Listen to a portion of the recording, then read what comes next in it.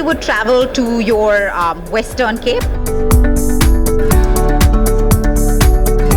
We look at closed-door events where we educate corporates about our MICE and corporate offerings. In Tier 2 is where your actual market is. We've seen a lot of growth in our Tier 2 markets.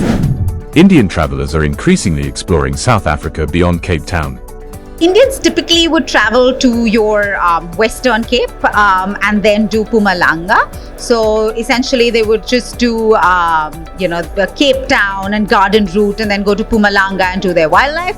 That, of course, we've seen change drastically over the last few years, and that's primarily because of digital media or your Instagram and social media that has reached all these consumers. So they want to try something different, they want to do something different.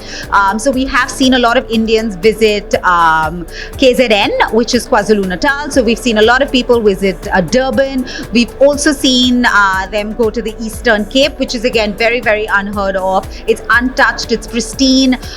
So they visit Coffee Bay at Eastern Cape, and so it's been very good. The trade has been phenomenal and extremely supportive in promoting regions like KZN and Eastern Cape. Everything that they've done, whether it's through marketing or whether it's just pushing the client a little bit more to try something different, they are doing it, and we're very grateful to them.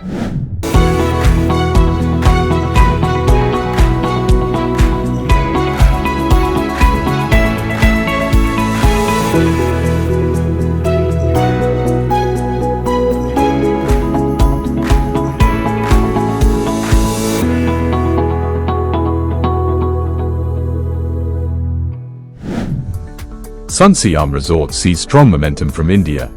The Indian market is very important for us actually. It's our third market. So number one would be British market, UK market. Number two is Germany. And number three is India market. The Indian travelers, they still want to stay 4 or 5 nights. And now with the new experiences that we have created, we can see a lot of guests staying 6 nights.